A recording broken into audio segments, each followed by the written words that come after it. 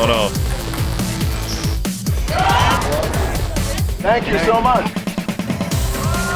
Feel like $1 million. Shout out TMZ, you up? Let me check out that rig. TMZ stands for the Mayweather Zone. How'd you find me, bro? I got my disguise on. I love my TMZ family. Welcome to TMZ Sports. I'm Mike Babcock with my guy, as always, Mojo Muhtadi. Mojo, we're going to start with Aaron Rodgers, the 41-year-old four-time NFL MVP. Of course, a first ballot lock Hall of Famer whenever he does ultimately hang up the pads, Mojo. Now, the question is, when will that be? Aaron, of course, is the most famous free agent still out there. Obviously, the New York Jets have moved on from Rodgers, and he has yet to decide who he's going to sign with, or Mojo, even if he's going to sign with a team, period, or is now the time where he calls it a career. Well, for the first time in weeks, Aaron Rodgers has broken his silence and talked about what's going on behind the scenes. A little bit earlier today, Aaron joined his buddy Pat McAfee on the Pat McAfee Show, where he talked about his future. Take a look. I wasn't stringing anybody along. I wasn't holding anybody hostage. I was honest from the jump about where I was at mentally, and some of the constraints that I have in my life right now that warrant my attention. So yeah, I'm open to anything and attached to nothing. So yeah, retirement still could be a possibility. But right now, my focus has been and will continue to be on my personal life, and that's what I've told the coaches. There's still conversations that are being had, and so it's all been very honest lines of communication. I've really appreciated the time I talked to the various teams. But there it is, Mojo. I mean, he doesn't say for a fact he's playing. All options on the table for Aaron. This looks like a good example of our old favorite game, Babcock. What he said versus what he means. Look, when players are in free agency, they say what they got to say to the press to best protect themselves in this situation, analyzing it and breaking it down as we have done many times before on this show.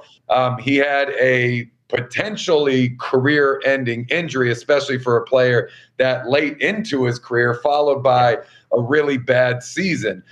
Again, as someone that's been around the block a few times, a lot of teams are going to have a little bit of a hesitation to sign Aaron Rodgers at this time. So when you're mulling over retirement, it isn't always because you want to. It just might be the situation and the world that you're being forced into. That being said, you got to believe that his team is furiously on the phones behind closed doors trying to find out what the best situation might be. And for Aaron, who knows? Maybe it is taking a year off. Maybe retirement is a possibility for him. I mean, let's go back and look at how many players have unretired in recent years. Quarterbacks in particular that came back to very, very favorable situations. Because again, for Aaron Rodgers, a guy that's won the MVP how many times and, has won a Lombardi trophy before, maybe it isn't necessarily about the money when you're talking about tarnishing your legacy. You have to go into a situation that makes all the sense in the world. And, regardless of what he's saying right now, I got to think that's what they're exploring. Yeah, Mojo, I think what it comes down to for Aaron Rodgers is, statistically, he's got everything. He's got all the accolades. The one weakness in his resume is just being as great as he is and only having the one Super Bowl. So I think for him, and he said it, he wants to go to a place where he can win a potential Super Bowl. Obviously, you've had the Minnesota Vikings and you've had the Pittsburgh Steelers are the two teams that have been talked about most. Does Aaron think that with him under center, can he lead those teams to Super Bowls? You've got two good teams, two good rosters. Are they good enough to actually win? That's the question. Now, real quick, Mojo, before we move on here to the next segment, Brett Favre is somebody who, of course, like Aaron, is an all-time great quarterback who made their bones in Green Bay, who at the end of their career ended up going to a couple of different teams. We recently had a conversation with the Hall of Famer Brett Favre, and we asked him, what advice would you give to your former backup quarterback, Aaron Rodgers? If he asked me, I would say, look, if you want to play, if there's anything in your gut that's telling you man, I think I can go one more year, then I would say do it, because you can't go back. Once you leave, that's it. Then you move on. And so if there's any little inkling in him that wants to play and prove that he can still do it at a high level, then I would say do it.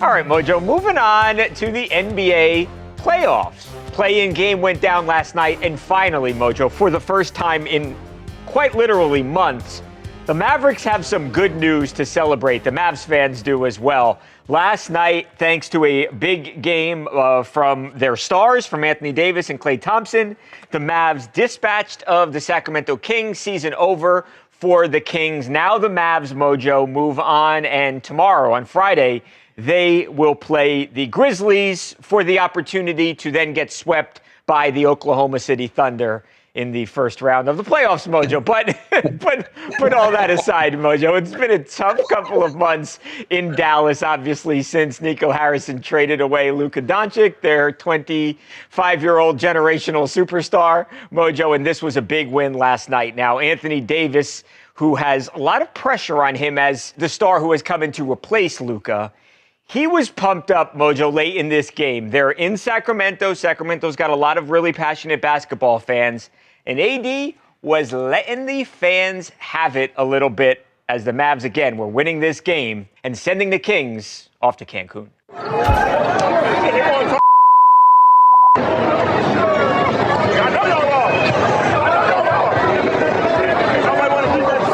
Yeah, Mojo, it's not been easy for the Mavs. Not been easy for Anthony Davis. Remember, he got hurt about a quarter and a half into his first game. So it's been a rocky start in Dallas. Again, good news for the Mavs last night.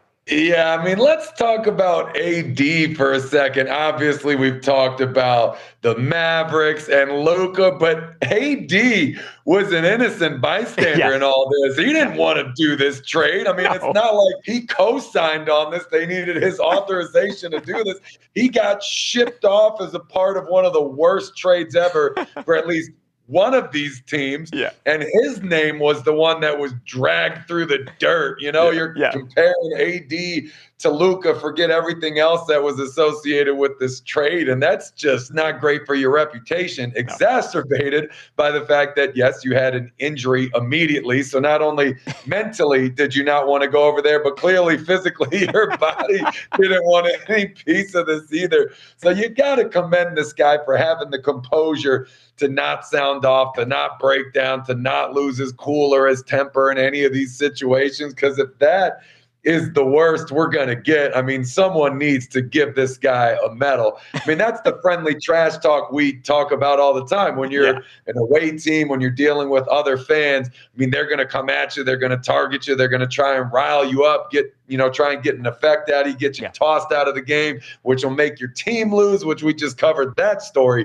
very recently. But AD not doing any of that, hitting them with a little bit of friendly trash talk. You love to see it. You still kind of want to pull for him, even though I'd say most of the country is rooting against Dallas right now, their own fans included, off of how upset they are over that trade.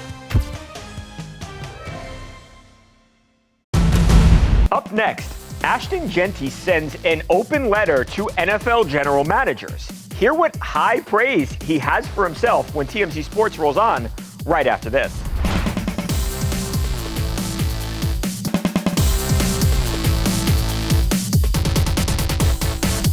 Welcome back to TMZ Sports. Mike and Mojo. Mojo, the NFL draft, less than a week away. Everybody trying to figure out who's going to go where. Well, there is one player who is, I think most people agree, the most talented running back in this class, Boise State star Ashton Jeanty, Mojo, who is, he's not being shy that he thinks he is a stud of a football player, Mojo, and that any team out there should pick him in, again, next week's draft. He has actually penned an open letter to all of the general managers and front office personnel in the league, Mojo, by way of an open letter in the Players Tribune. Of course, you know the Players Tribune, where the players can sort of speak for themselves, and that's exactly what Ashton has done here, and he's made his case for himself. So he wrote, Mojo, in part, "I've taken the long way. I'm done with that way. if you pick me, it's simple. I'm coming to your franchise to do what Saquon and the Eagles just did. I'm coming to win big soon. It's tackle football. You know what I'm saying? I draft a guy they can't tackle. Thank you for your time, Ashton Jeanty. So there you go, Mojo. You know how it is with running backs in the NFL. Look, the Giants took Saquon Barkley, who Jeanty mentioned in his letter there. The Giants didn't have the team to win with Saquon Barkley, but you see what a talented running back can do. And the season that Saquon just had in Philadelphia, as they are fresh off of a Super Bowl win, Mojo. So I don't know where he's going to go. He's a first-round projected player. People have compared him to LaDainian Tomlinson. He compared himself to Saquon. Not too bad a company there, Mojo. Just 21 years old. He says, pick me if you want to win. I'm going to be honest with you here, Babcock. I did not love this letter. It wasn't because he's saying draft the guy you can't tackle, and that's putting a major target on his back, to future defenses that are going to absolutely go out of their way to swallow him up. It's not necessarily because he said, I'm done, I'm tired with taking the long way for a guy that's expected to be drafted high. Let's remember how the draft process works.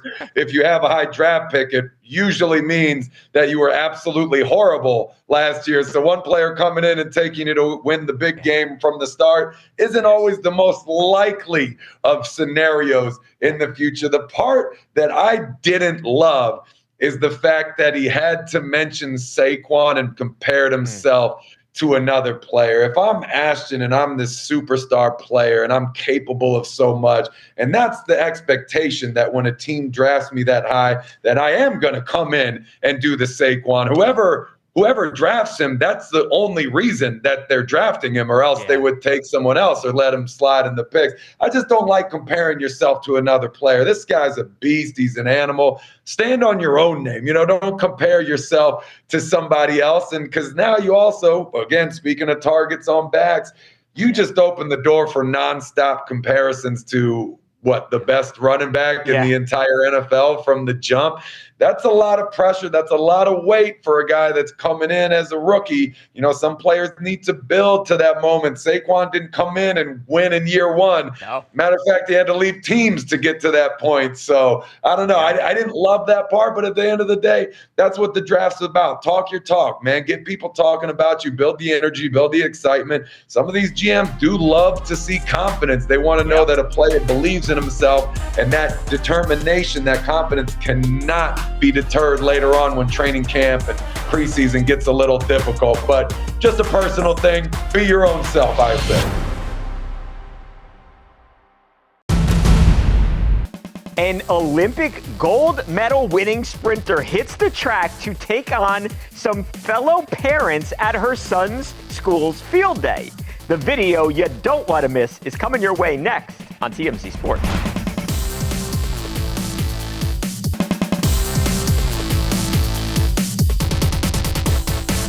Welcome back to TMZ Sports. Mike and Mojo. Mojo, it's time for the TMZ Sports Video of the Week. This might be the video of the month, contender for the video of the year. So Shelly Ann Fraser-Price is a Jamaican Olympian who is one of the most talented sprinters of all time, period, Mojo. I don't care, male, female, you name it. She is that good. She's an 8-time medalist. She's won 3 gold medals, including 2 gold medals in the 100-meter sprint, Mojo. Now, for Shelly Ann, it doesn't matter if she's racing Sha'Carri Richardson or just another mom at her little son's school. Yeah, that's exactly what happened this week, Mojo. So, at school, elementary schools, they'll have like a sports day or a field day, whatever they choose to call it, Mojo, but where the students will compete. Well, down there in Jamaica, they had a little twist on things here.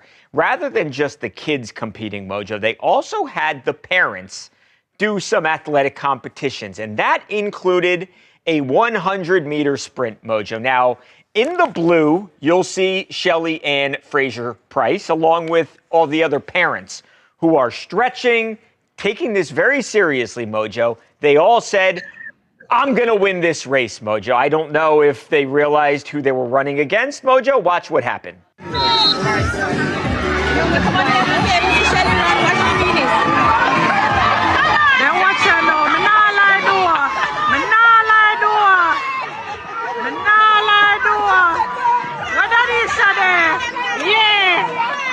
Mojo, and there's another view. It's like a drone view. They can't even keep her and the other women in the frame at the same time together because that's how big her lead is.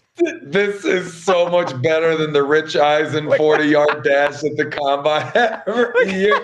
This video absolutely killed me. The first time I saw it, I was in tears laughing.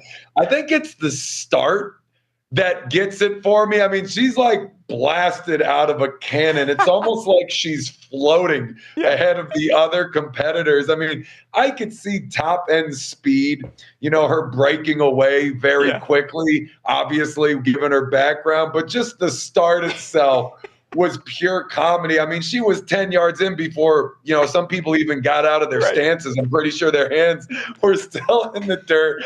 If I was one of the other parents, I'd be pretty upset. I mean, I don't know if that's enough to make me pull out of the race altogether. I really would want to see how much I would get beaten by in this situation. Look at this. You're right about the start, Mojo. It's like she shot out of a cannon and the rest of the women are in quicksand. It's so funny. It just goes to show, you watch her race against other world-class athletes and sometimes you can't tell, right? They're all incredibly amazing. They're fast. But when you see her against average human beings, it just puts into perspective how great of athletes these women are, these Olympians are. And she's quite literally is one of the greatest 100-meter runners ever. And this is what it looks like when she races against normal people who, by the way, I mean, they don't look slow. So it's just that she's amazing. It's not that they're slow or bad athletes. They look perfectly fine and average. She's just one of the best ever. Shohei Ohtani drilled by a foul ball. Highlights from an action-packed first inning for Shohei when TMZ Sports comes back right after this.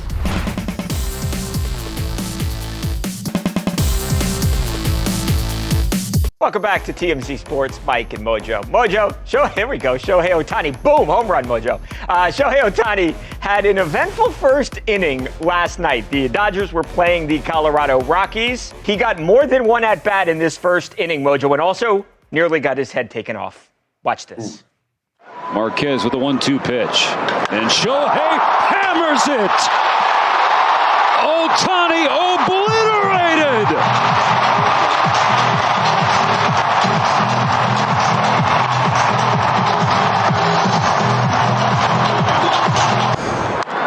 Look out, the dugout. Seems like we get thumbs up down there. Ready, Freeman. Oh, it did get him. First pitch cranked to right. That's in for a knock.